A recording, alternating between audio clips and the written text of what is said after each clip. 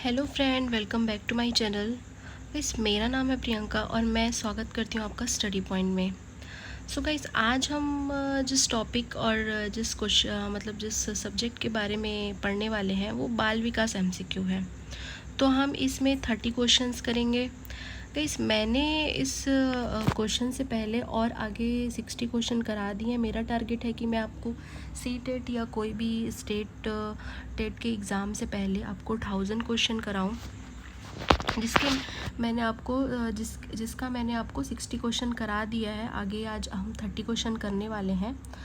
So guys, video start करने से पहले please make sure to subscribe my channel and press the bell icon. Guys, मैं ऐसे ही videos लेकर आते रहूँगी जिसमें आपके एमसीक्यूज डील करते रहूँगी मैं। एंड ये सी टेट 2023 के लिए क्वेश्चंस है और आप किसी भी स्टेट से हो, आपके हर स्टेट में बाल विकास शिक्षा शास्त्र जो है उसके क्वेश्चंस आते ही हैं। सो गाइस, वीडियो स्टार्ट करते हैं एंड प्लीज़ सब्सक्राइब करना ना भूलें मेरे चैनल को एंड मेरे वीडियोस को शेयर करना ना भूलें, क्योंकि आपके फ्रेंड्स को के लिए भी ये काफ़ी हेल्पफुल होगा। तो चलिए वीडियो स्टार्ट करते हैं। तो गाइस, यहाँ पे हमारा कल का मैंने एक होमवर्क दिया था जिसमें 61 नंबर का क्वेश्चन था। परामर्श का उद्देश्य है बच्चों को समझाना है। यहाँ पे बच्चों की कमियों के कारण पता करना, बच्चों को समायोजन में सहायता करना, उपरोक्त सभी। तो इसका आंसर है उपरोक्त सभी। अब बच्चों में नैतिकता की स्थापना के लिए सर्वोत्तम मार्ग है। उन्हें धार्मिक पुस्तक पढ़ना चाहिए। शिक्षक का आदर्श रूप में व्यवहार करना, उनका मूल्य शिक्षा पर मूल्यांकन करना, उन्हें प्रातःकालीन सभा में उपदेश देना है। ये तो उन्हें धार्मिक पुस्तक पढ़ाना, ये तो कोई है ही नहीं, है ना। उनका मूल्य शिक्षा पर मूल्यांकन करना, ये भी नैतिकता की स्थापना नहीं है। उन्हें प्रातःकालीन सभा में उपदेश देना, ये भी नैतिकता की स्थापना नहीं है। तो इसका आंसर है बी, शिक्षक का आदर्श रूप में व्यवहार करना। नेक्स्ट क्वेश्चन है, शिक्षा में फ्रोबेल का महत्वपूर्ण योगदान था डैश का विकास। व्यावसायिक school, public school, kindergarten and Latin school. तो व्यावसायिक स्कूल भी नहीं है, पब्लिक स्कूल भी नहीं है और लैटिन भी नहीं है। ये तीनों तो एग्जाम्पल यहाँ पे तीनों ऑप्शंस तो यहाँ पे कट हो जाते हैं। किंडरगार्टन बचा रहता है, तो ये किंडरगार्टन है। एक अच्छा अध्यापक विद्यार्थियों के मध्य बढ़ावा देता है प्रतियोगिता की भावना, सहयोगिता की भावना का, प्रतिद्वंदिता की भावना का, तटस्थता की भावना का। तो एक अच्छा अध्यापक जो है प्रतियोगिता की भावना तो पैदा नहीं करेगा, प्रतिद्वंदिता की भावना भी पैदा नहीं करेगा, तो तटस्थता की भावना भी नहीं करेगा। तो एक अच्छा अध्यापक विद्यार्थियों के मध्य हमेशा सहयोग की भावना रखेगा। शिक्षक का अति महत्वपूर्ण उद्देश्य आजीविका की कामना करना, बच्चे का सर्वांगीण विकास करना, पढ़ना लिखना सीखना, बौद्धिक विकास। तो शिक्षक का जो कार्य है आजीविका की कामना करना, ये तो गलत है ना। और फिर दूसरा पढ़ना या लिखना, ये भी कट हो जाएगा। बौद्धिकता विकास कट हो जाएगा। बच्चे का सर्वांगीण, शिक्षक हमेशा यही चाहता है कि बच्चे का सर्वांगीण विकास हो।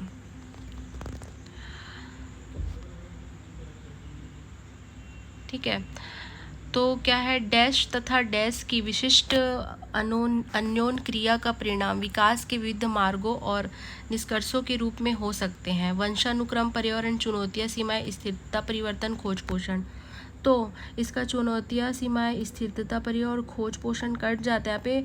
हेरिडिटी एंड इन्वायरमेंट, ठीक है। हेरिडिटी मतलब वंशानुक्रम एंड इन्वायरमेंट मतलब पर्यावरण की विशिष्ट अन्योन क्रिया का परिणाम विकास के विविध मार्गों और निष्कर्षों के रूप में हो सकते हैं। भारत सरकार की कंप्यूटर आधारित अधिगम प्रक्रिया माध्यम से छात्रों को सिखाने के लिए आईटी स्कूल योजना वर्ष में शुरू किया गया था। 2001, 2003, 2004 या 2006। तो जो इसका आंसर है आई गेस 2004, हाँ 2004 है।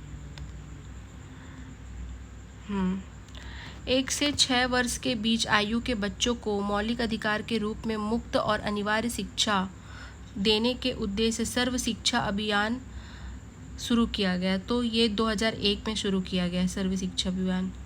ठीक है। इस स्थिरीय गुणवत्ता शिक्षक के लिए पाठ्यक्रम ढांचा राष्ट्रीय अध्यापक शिक्षा परिषद द्वारा वर्ष डैश में निकाला गया था। तो ये निकाला गया था 1998 पे। निम्नलिखित में से कौन सा महत्वपूर्ण प्रभाव शिक्षण की प्रभावकारिता पर निर्भर करती है? विद्यालय की संरचना, शिक्षक को विषय की समझ, शिक्षक की योग्यता, शिक्षक की लिखावट। तो महत्वपूर्ण प्रभाव शिक्षण की प्रभावकारिता, तो जो शिक्षक की विषय की समझ है वही महत्वपूर्ण प्रभाव शिक्षण में करेगा। शिक्षक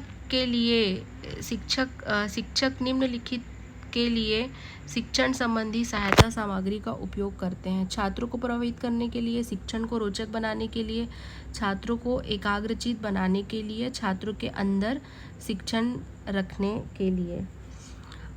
सो गाइस, मैं आपको बता देती हूँ कि आप ये क्वेश्चन करते करते प्लीज़ कमेंट करें। अगर आप लोग कमेंट पहले कर लेते हैं, मैं आंसर बाद में बताती हूँ। सो आप काफ़ी अच्छा आपका इसमें नॉलेज है जो CDP में, एंड आपका CDP क्रैक हो जाएगा। एंड ऐसे ही क्वेश्चन मैं लाते रहूँगी। सो वीडियो शेयर करो भाई, वीडियो शेयर करो। वीडियोस पे व्यू बिल्कुल भी नहीं आ रहे हैं। एंड प्लीज़ चैनल को सब्सक्राइब कर लीजिए। तो क्या था, शिक्षक निम्नलिखित के लिए शिक्षण संबंधी सहायता सामग्री का उपयोग करते हैं। पहला क्या है, छात्रों को प्रभावित करने के लिए, शिक्षण को रोचक बनाने के लिए, छात्रों की एकाग्रचित बनाने के लिए, छात्रों के अंदर शिक्षण रखने के लिए। तो शिक्षण संबंधी ये है कि रोचकता बनाते हैं, प्रभावित तो नहीं करते ना, छात्रों के अंदर में शिक्षण रखते हैं। इससे छात्रों की एकाग्रचित होते हैं। सॉरी गाइस, इसमें रोचक बनेंगे, एकाग्रचित नहीं होंगे।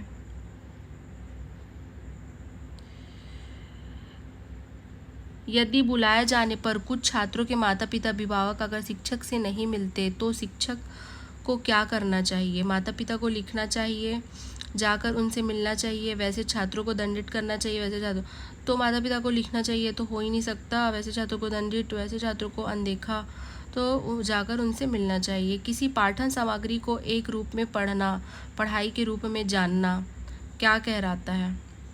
बंटित, समूहित, अंतरालित, इनमें से कोई नहीं। तो ये इनमें से कोई नहीं आएगा। पाठचर्या निर्माण को कार्य माना जाता है, एक नेमी कार्य, एक विशेषज्ञता का कार्य, एक अत्यधिक विशेषज्ञता का कार्य, एक महत्वपूर्ण कार्य। तो पाठचर्या निर्माण एक अत्यधिक विशेषता का कार्य है। विद्यार्थियों की प्रशंसा की जानी चाहिए, एकांत में, अलग में, लोगों के बीच, व्यक्तिगत रूप से।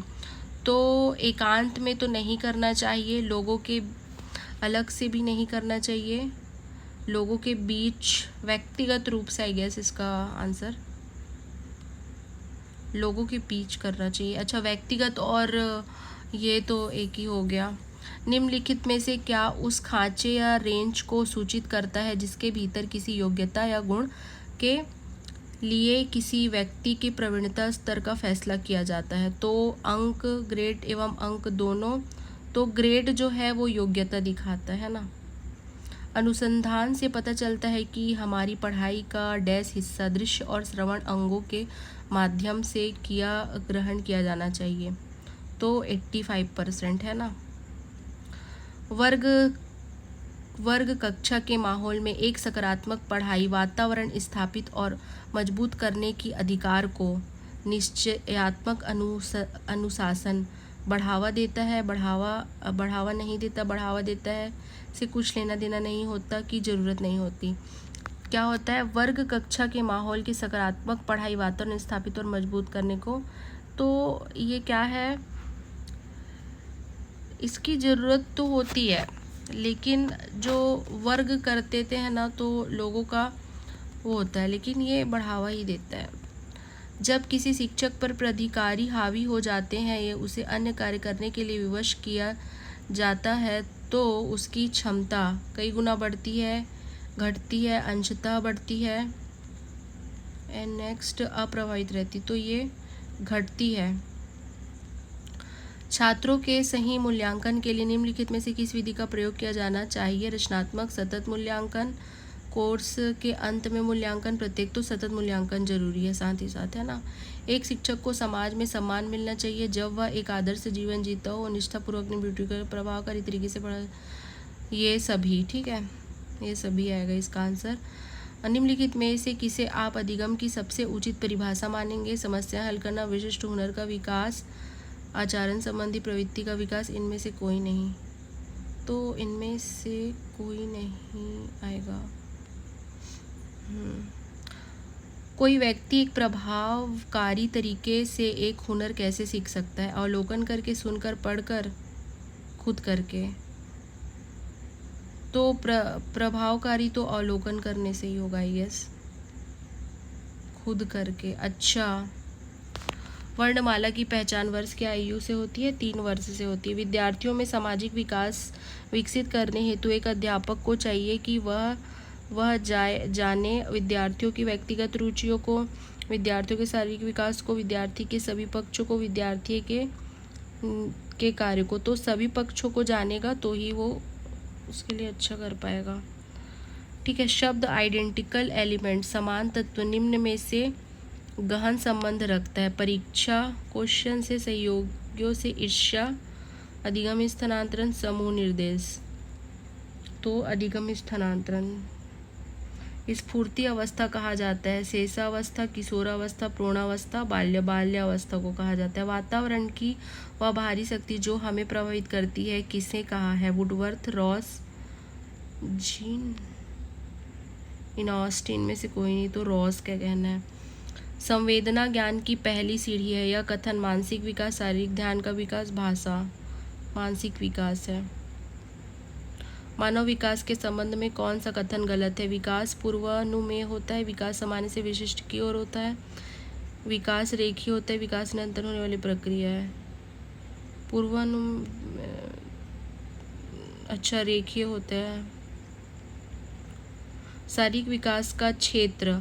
सो गाइस, यहाँ पे हम एंड करते हैं। यहाँ पे हमने आज 90 क्वेश्चन कंप्लीट कर लिए हैं। इससे पहले भी हमने 30 क्वेश्चन प्लस 30 क्वेश्चन 60 क्वेश्चन कर लिए हैं। आज हमारा 90 क्वेश्चन कंप्लीट होता है। हमारा 1000 क्वेश्चन का टारगेट है।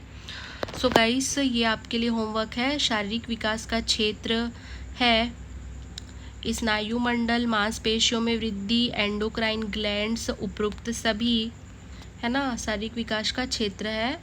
अब इनमें से जो भी आंसर आपको पता है प्लीज़ कमेंट करें। एंड प्लीज़ मेरे चैनल को सब्सक्राइब करें एंड मेरे वीडियोस को ज़्यादा से ज़्यादा शेयर करें। जो भी आपके फ्रेंड है जो आने वाला सी टेट दे रहे हैं या CG टेट दे रहे हैं या UP टेट या राजस्थान टेट, जहाँ का भी टेट दे रहे हैं तो उनको शेयर करें, क्योंकि बाल विकास सारे स्टेट टेट में आने वाले हैं। सो गाइस, तब तक के लिए बाय, मिलते हैं नेक्स्ट वीडियो में। Take care and best of luck for your exam. Thank you.